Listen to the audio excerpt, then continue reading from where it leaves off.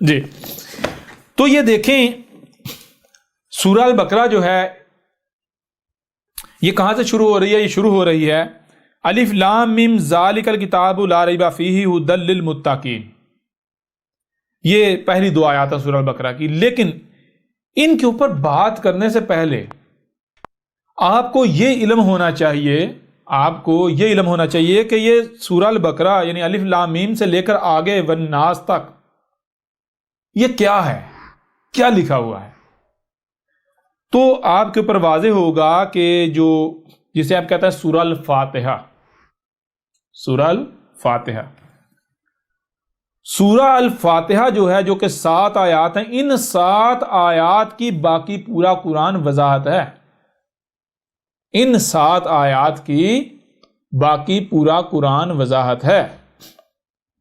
یعنی آپ یہ دیکھیں، غور کریں کہ جو لوگ یہ کہتے ہیں کہ قرآن میں صلاۃ کا ذکر تو ہے، حکم تو ہے، تفصیلات نہیں ہے، قرآن میں حج کا حکم تو ہے، تفصیلات نہیں ہے، قرآن میں زکوٰۃ کا حکم تو ہے، تفصیلات نہیں ہے، یا اس طرح باقی جو کچھ بھی ہے ذکر تو ہے، تفصیلات نہیں ہے، غسل کا ذکر تو ہے، تفصیلات نہیں ہے.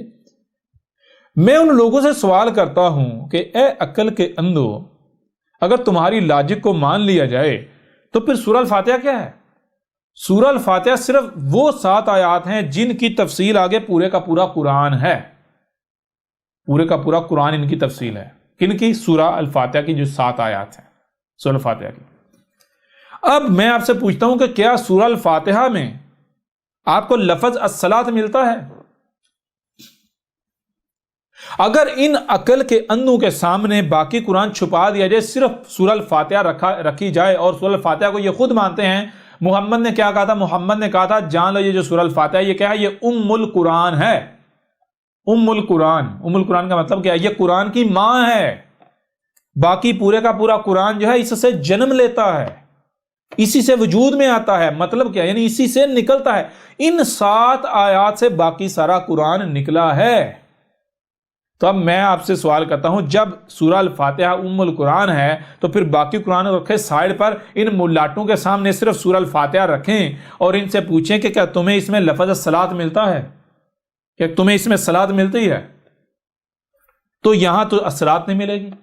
ان کو پوچھے زکوٰۃ ملتی ہے؟ وہ بھی نہیں ملے گی. کیوں؟ ان 7 آیات میں کیوں یہی ملے گا؟ جناب قرآن یہ سورہ الفاتحہ میں کیا ہے؟ الحمدللہ رب العالمین الرحمن الرحیم مالک یوم الدین ایاک نعبد و ایاک نستعین اہدنا الصراط المستقیم صراط الذین انعمت علیہم غیر المغضوب علیہم ولا الضالین.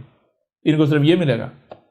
یعنی ان کو کیا ملے گا؟ ان کو ایک لفظ ملے گا الحمد، آگے للہ رب العالمین، کتنے ہو گئے؟ 4، الرحمن 5، الرحیم 5، مالک 6، یوم 7، دین 8، ایاک 9، نعبد 10، و ایاک وہی آ گیا پیچھے، نستعین 11، اہدنا 12، الصراط 13، المستقیم 14، پھر صراط پیچھے بھی گزر گیا، الذین 15، انعمت 16، علیہم 17، غیر 18، المغضوب 19، علیہم جو ہے پیچھے گزر گیا، آگے ولا 19 اور ضالین 20. ان کو تو 20 الفاظ ملیں گے سارے. ان کو تو محض یہ 20-21 الفاظ ملیں گے. اب مجھے بتائیں کیا ان 20-21 الفاظ کے اندر کیا صلاۃ کا ذکر نہیں ہے؟ لیکن ان کو نظر آئے گا؟ نہیں آئے گا. ان کو صرف یہی 20-21 الفاظ نظر آئیں گے. حالانکہ سورہ الفاتحہ کیا ہے؟ یہ خود مانتے ہیں سورہ الفاتحہ ام القرآن ہے. ام القرآن کا مطلب کیا ہے؟ ام القرآن کا مطلب یہ ہے کہ یہ جو باقی سارا قرآن ہے، یہ باقی سارا جتنا قرآن ہے آپ کو نظر آ رہا ہے، سارے کا سارا قرآن یہ کیا ہے؟ یہ سارے کا سارا یہ جو 7 آیات ہیں، یہ 7 آیات ان 7 آیات سے جنم لے رہا ہے. یہ سارے کا سارا قرآن ان 7 آیات کے اندر موجود ہے. تو ان میں آپ کو یاجوج اور ماجوج نظر آ رہے ہیں؟ ملاٹوں کو نہیں نظر آئیں گے. ان لوگ جو بھی یہ ملاٹوں کے پیچھے چلنے والے جو مسلمانوں کو تو نہیں نظر آئیں گے. ہاں احمد عیسیٰ کو نظر آئیں گے. احمد عیسیٰ آپ کو دکھائے گا کہ جو سورہ الفاتحہ ہے باقی سارے کا سارا قرآن چھپا دیں، احمد عیسیٰ آپ کو صرف یہ جو 7 آیات، ان 7 آیات سے پورے کا پورا قرآن نکال کر دکھائے گا. جی یہ کہتے ہیں قرآن میں صلاۃ کا ذکر ہی نہیں ہے. اگر ان کی تھیوری کو مان لیا جائے تو سورہ الفاتحہ جسے ام القرآن کہا گیا اس میں تو کچھ بھی نہیں ہے، کچھ بھی نہیں ہے اس میں. حالانکہ اس میں سب کا سب ہے. کیسے؟ ذرا غور کیجئے گا، غور کیجئے گا ذرا. الحمدللہ رب العالمین کہاں سے ابتدا ہو رہی؟ الحمدللہ رب العالمین. الحمدللہ، الحمد مخصوص حمد ہے کس کے لیے؟ الہ کے لیے ہے. الہ کے لیے، اس کے علاوہ کسی کے لیے حمد ہے ہی نہیں ہے. یہ کیا بات کی جا رہی ہے؟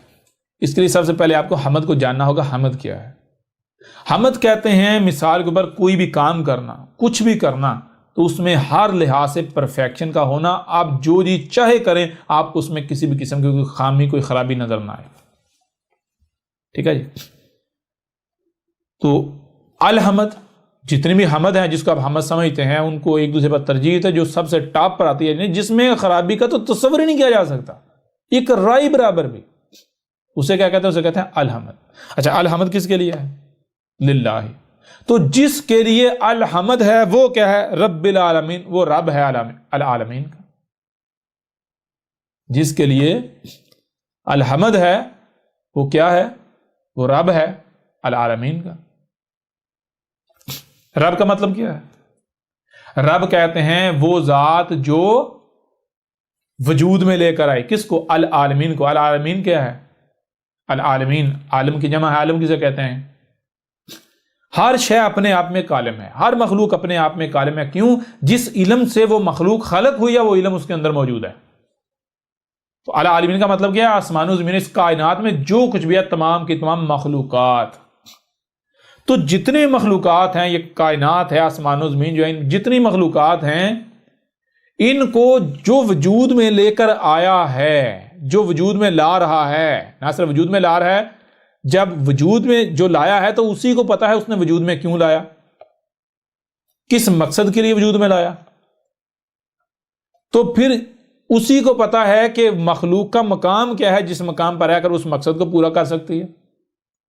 پھر اس کے علاوہ جب وہ وجود میں لایا ہے تو اسی کو پتا ہے وجود میں کیسے لایا ہے، کس سے وجود میں لایا ہے، اس کی ضروریات کیا ہیں، اس کے لیے فائدہ کس میں ہے، اس کے لیے نقصان کس میں ہے. اس لیے پھر کیا کیا جائے گا؟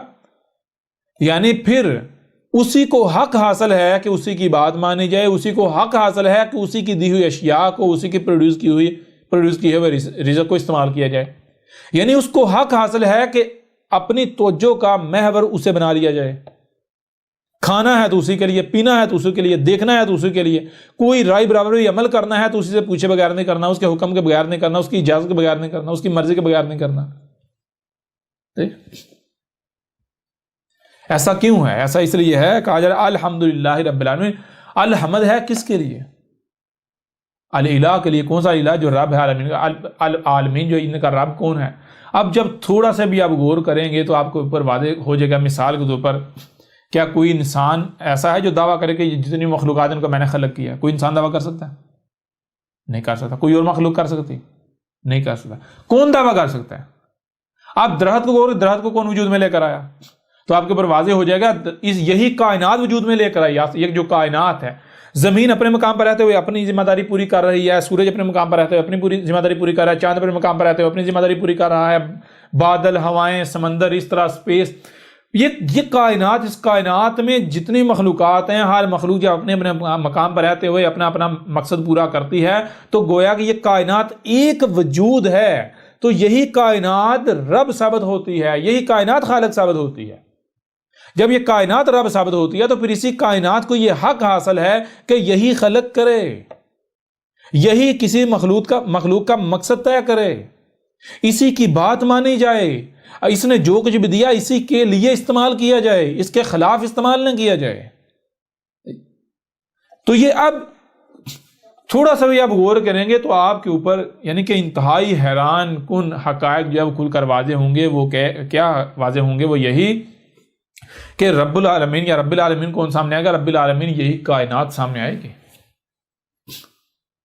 اور کائنات جو اسی کے لیے الحمد ہے. کائنات کے علاوہ اگر کوئی بھی اس کائنات کی ضد بنتا ہے اور وہ عمل کرتا ہے، کہیں بھی کوئی چھیڑ چھاڑ کرتا ہے، تو پھر الحمد دور کے بعد حمد نہیں ہوگی، پھر خرابیاں ہوں گی، تباہیاں آئیں گی، فساد ہو جائے گا. صرف یہ جو پہلی آیت ہے اس میں غور کریں تو سب کچھ آپ کو نظر آ جائے گا، سب کچھ نظر آ جائے گا. ٹھیک ہے جی، سب کچھ نظر. جب جب یہی کائنات رب ثابت ہوتی ہے تو کیا کائنات اجازت دیتی ہے؟ جب آپ کائنات میں غور و فکر کریں تو آپ کے اوپر واضح ہے کائنات ایک رائی برابر بھی اپنی ضد بننے کی اجازت نہیں دیتی. کائنات اس بات کی اجازت نہیں دیتی کہ کوئی اس کی ضد بنے، اس کے ساتھ کوئی دشمنی کرے. کوئی دشمنی کرتا ہے تو کائنات اسے قلعدم کر دی، مٹا دیتی ہے، ذلیل و رسوا کر دی، نشان عبرت بنا دیتی ہے. ٹھیک ہے، یعنی کہ یہ پہلی آیت جو ہے یہ آپ کے اوپر اس قدر حقائق کھول کر رکھتی ہے، اس قدر حقائق کھول کر رکھتی ہے کہ پیچھے کچھ رہتا ہی نہیں ہے. یہ سمجھے کہ جو پہلی آیت ہے، جیسے سورہ الفاتحہ جو ہے یہ ام القرآن ہے، باقی پورے قرآن کی ماں ہے، تو یہ جو سورہ الفاتحہ کی پہلی آیت ہے یہ سورہ الفاتحہ جو اس کی بھی ماں ہے. یہ ام الفاتحہ کیا ہے؟ ام الفاتحہ ہے پہلی ہی آیت. یہ صرف ایک آیت جو ہے یہ سب کچھ آپ کے اوپر کھول کر واضح کر دیتی ہے. آپ نے تلاش کرنا ہے کہ یعنی وہ کون سا رب ہے جس کے لیے ہے ہی الحمد. تو وہ کون ثابت ہوتا ہے؟ وہ صرف یہی کائنات ثابت ہوتی ہے. جب آپ یعنی کہ آپ کے اوپر یہ راز کھلتا ہے تو آپ کے اوپر یہ یعنی کہ آپ کو پھر فکر لاحق ہو جاتی ہے کہ کہیں میں کیا کر رہا ہوں، کیا میں اس کائنات کا حصہ ہوں یا میں کہیں اس کا شریک تو نہیں بنا ہوا. اگر میں حصہ ہوں تو پھر تو الحمدللہ زبردست ٹھیک ہے، اور اگر میں حصہ نہیں ہوں بلکہ میں شریک ہوں تو پھر میرا ہر عمل کس کا عمل ہے؟ میرے ہر عمل سے خرابیاں ہو رہی ہیں. میں اس کائنات کا دشمن بنا ہوں، اس کائنات کا شریک بنا ہوں. یہ کائنات مجھے نہیں چھوڑے گی، مجھے نہیں بخشے گی. یہ کائنات مجھے نشان عبرت بنا دے گی. یہ کائنات مجھے ذلیل و رسوا کر دے گی. ٹھیک ہے نا؟ تو اس میں تو سب کچھ موجود ہے، ایک ایک چیز موجود ہے. پھر جب بندہ غور و فکر کرتا ہے تو وہ اس کے سامنے دو چیزیں آتی ہیں. وہ کیا چیزیں آتی ہیں؟ ایک چیز یہ کہ اس وقت مجھے اختیار دیا گیا ہے. مجھے اختیار دیا گیا ہے، میں اور نہ صرف اختیار دیا گیا ہے بلکہ مجھے ہر لحاظ سے محفوظ کیا گیا ہے. مجھے یعنی کہ جن چیزوں کے عدم سے مجھے تکلیف ہو سکتی ہے مجھے وہ چیزیں فراہم کی گئیں بغیر کسی قیمت کے، بغیر کسی بدلے کے.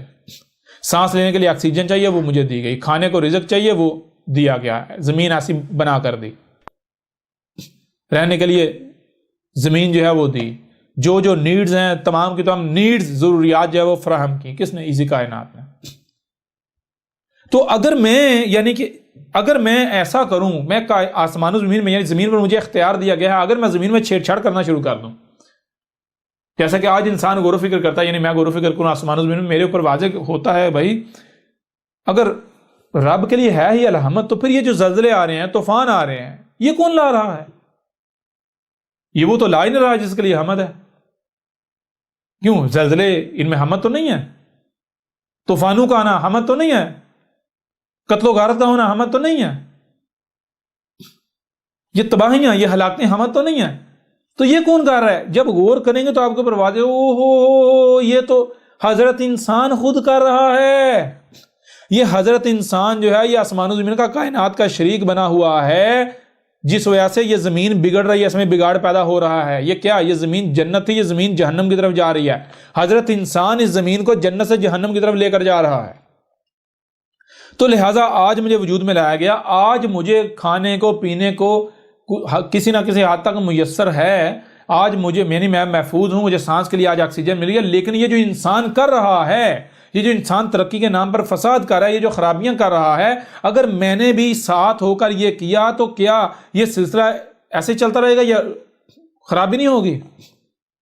تھوڑا سا بھی غور کیا جائے تو یہ چیز واضح ہو جاتی ہے کہ یہ جو کچھ انسان کر رہا ہے اگر میں نے بھی اس کے ساتھ مل کر یہ کیا تو یہ زمین آگے بڑھتے بڑھتے ایک وقت آئے گا یہ جہنم بن جائے گی.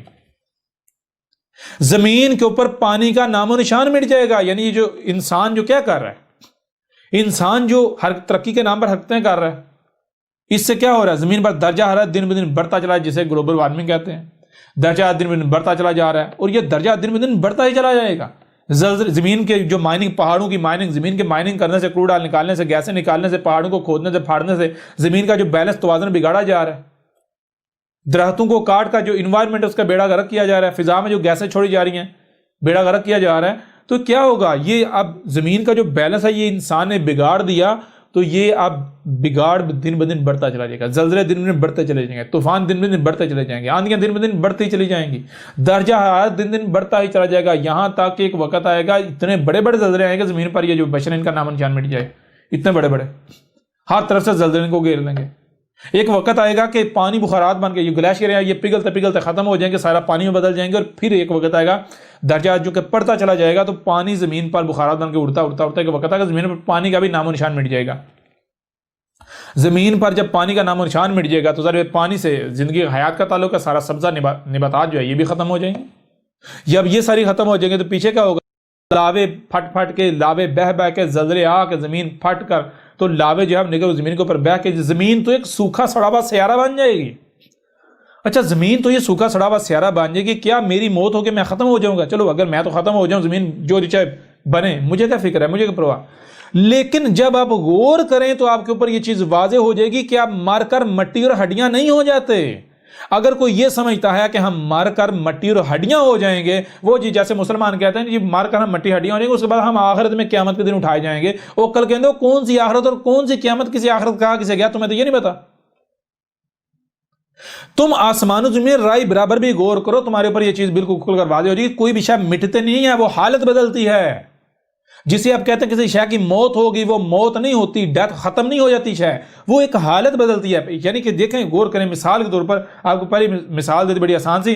ایک کوئی بھی شے آپ خرید کر لاتے ہیں، کوئی بھی شے، مثال کے طور پر آپ یعنی کہ ایک گاڑی لے کر آتے ہیں. گاڑی کس سے بنی ہوئی؟ لوہے سے. لوہے کو، پلاسٹک کو، کاپر کو جناب پروسیس کر کے اس کو ایک گاڑی بنا دیا. اب گاڑی استعمال کی جائے گی کب تک؟ جب تک وہ استعمال ہو سکتی ہے. جب وہ اس کا یہ مقصد پورا ہو جائے گا، یعنی جس مقصد کے لیے لوہے کو، کاپر کو، سلور کو، اس میٹیریل کو گاڑی کی شکل میں ڈالا، جب یہ مقصد پورا ہو جائے گا تو کیا اس کو ایسے سجا دیا جائے گا؟ کہیں نہیں، بلکہ اس کو ریسائیکل کر کے اس سے پھر کچھ اور بنا دیا جائے گا.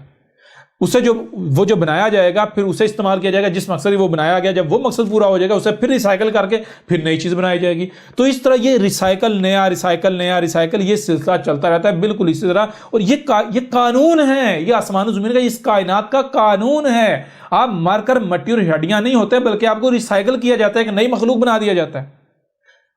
اس کے آگے پھر نئی مخلوق بنا دیا جاتا ہے، اس سے آگے پھر نئی مخلوق بنا دیا جاتا ہے، اس سے آگے پھر نئی مخلوق بنا دیا جاتا ہے. تو آپ یہیں پر رہو گے.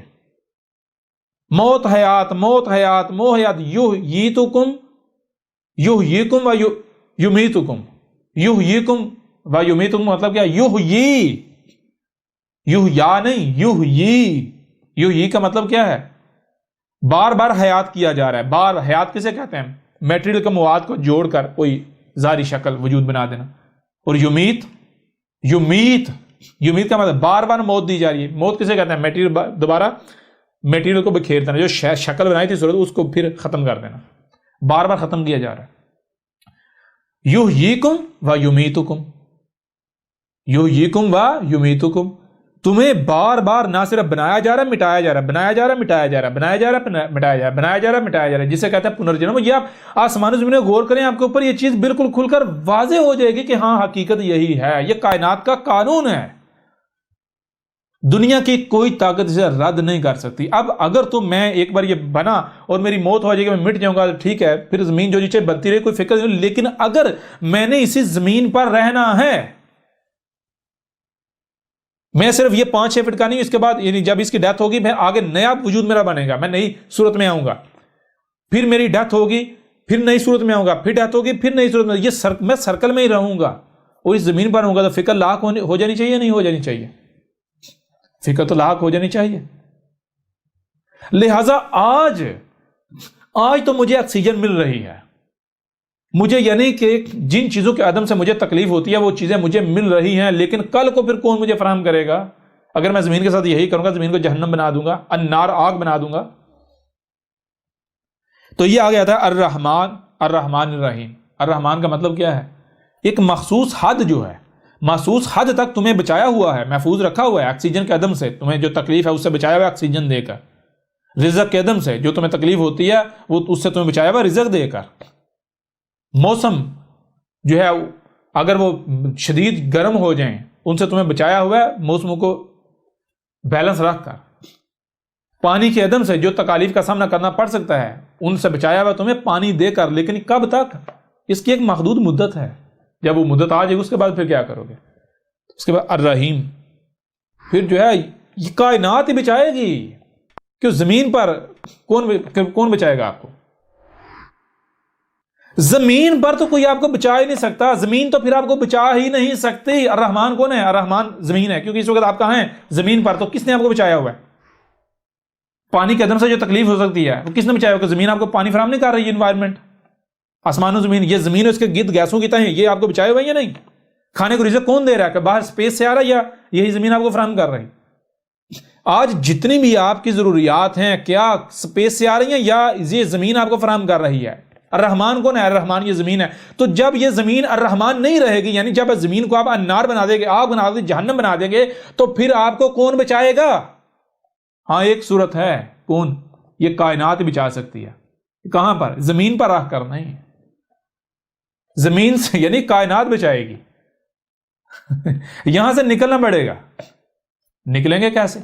یہ اپنے آپ میں الگ معاملہ۔ یہ جو سائنس کے اسٹوڈنٹ یعنی جو فزکس کے اسٹوڈنٹ ہیں ان کو بڑی آسانی سے یہ بات سمجھ آ سکتی ہے کہ یہ کائنات کیا ہے۔ جیسے رات اور دن کا سرکل ہے، ہر لمحے جو ہے وہ رات دن میں اور دوسری طرف سے دن رات میں داخل ہو رہا ہے، یہ سرکل ہے بالکل۔ کائنات کیا ہے؟